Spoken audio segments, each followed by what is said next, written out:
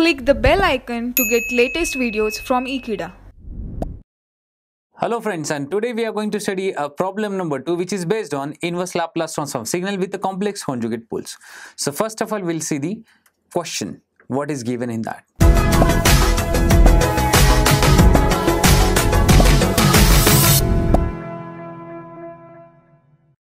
Problem number 2.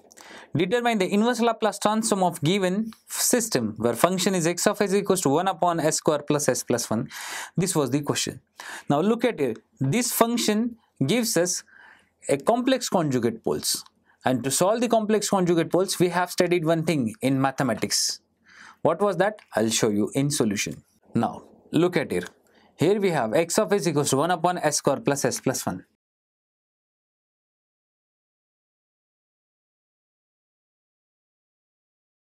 Here we have a quadratic or a complex conjugate poles. So we can write bs plus c, or you can say as plus b. These two are my constants. Just multiply this denominator on the right hand side. What you will get? These two terms will get cancelled. So we can compare my a, this left hand side value, that is 1, with bs plus c. So what you will get?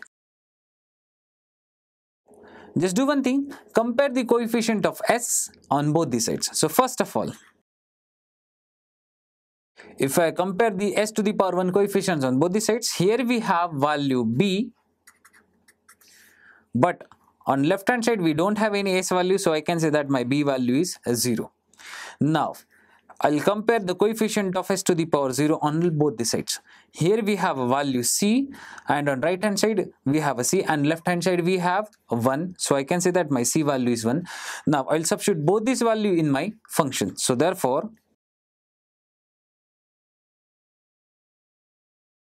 if you want to use a partial fraction method, then we will place bs plus c. And using that, what you will get? You will get the same answer, that is 1 upon s square plus s plus 1. Which means, if you use a partial fraction method, then also your question remains same. This is what I want to show you. So just do one thing. So whenever we have a function like 1 upon s square plus s plus 1, just do one thing, directly go for factors. That is, find out the factors first.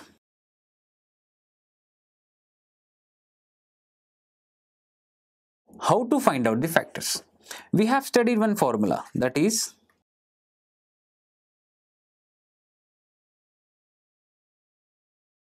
this was the formula. Now, where is my a, b, c? My a is nothing but the highest power of s coefficient, which means my a is placed over here. What do you mean by b? B is the second highest value of s or power of s coefficient, which means this. And the last one is the lowest power of s coefficient, which means this is the value of c. So I can say that my a value is 1, b value is 1, and c is also 1. So I'll substitute all this value in my formula.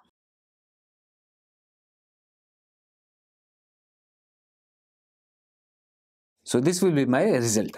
Now look at it. 4 into 1 into 1, answer is 4, and 1 minus 4 is minus root 3.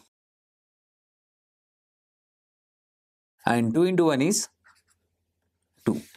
Now we can split this minus root 3, like minus of 1 inside the square root, and in second square root I can write a 3. Now square root of minus 1 is always j. So we can write this equation like, now I'll split this numerator.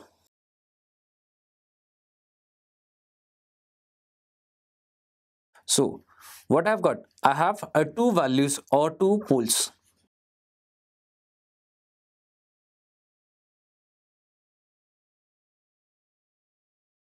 So the first pole value is minus half minus j root 3 by 2, and second pole value is minus half plus j root 3 by 2. But if I shift this right hand side on left hand side, so what you will get? S, all this sign will be changes to plus. So we will get s plus half plus j root 3 by 2. Which will be nothing but my first factor. And if I shift the second part on left hand side, then this sign changes to plus and this will changes to minus. Means what? What you will get? S plus half but minus j root 3 by 2, and this will be my second factor. I'll substitute both this value in my function x of s.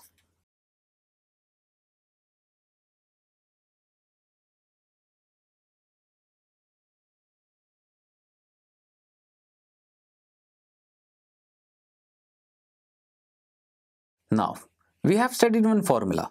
If you multiply these two values, or if I multiply these two brackets, then what you will get? Let's say this is my a and this one is my b. My a value is s plus half and my b value is root 3 by 2 into j. Means my b value is root 3 by 2. Here we have another a value and this will be my b value. But this is my plus jb and this one is my minus jb. Now we have studied one formula. If you multiply these two values, you will get a square plus b square, which means if I multiply these two bracket, what we will get? S plus half the whole square plus root 3 by 2 the whole square.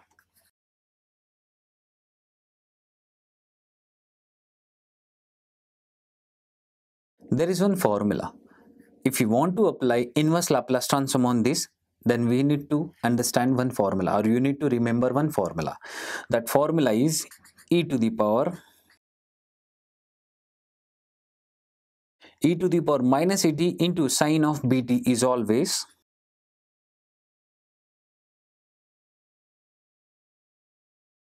s plus a the whole square plus b square is in denominator, and we have only b in numerator. But look at here, we don't have any b value in numerator. In this function, we don't have any b value in numerator. That is, we don't have root 3 by 2 in numerator. So what we can do, we can multiply this one by root 3 by 2 and the inverse of root 3 by 2. Automatically you will get the 1.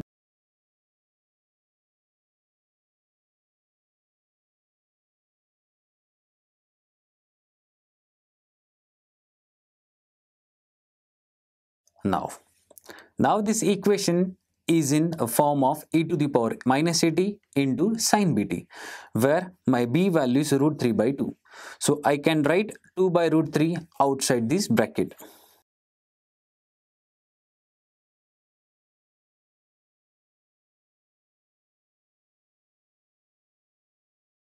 Now we can apply inverse Laplace transform on both the sides.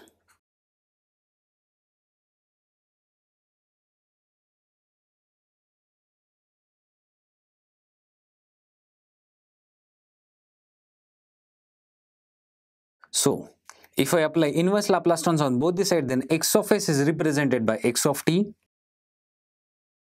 If you want, then you can write 2 by 3 as it is, or if you want to write the value, then it is 1.1547. And as I told you earlier, this is nothing but the formula of e to the power minus at into sine bt, where my a value is half. So I can write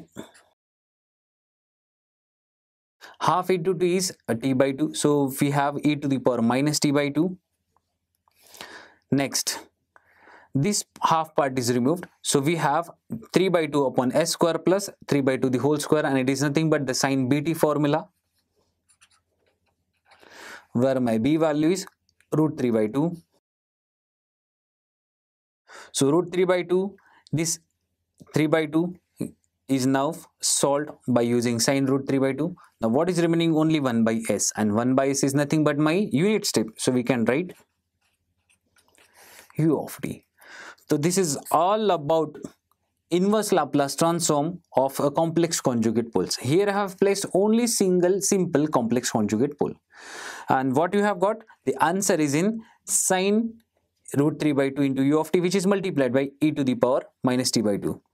Now remember one thing, while solving these questions, or while solving the complex conjugate poles related questions, your result always have a sine function which is multiplied with exponential term and a cos function which is multiplied with exponential term, and the whole multiplied by unit step, because in each and every function we have 1 by s.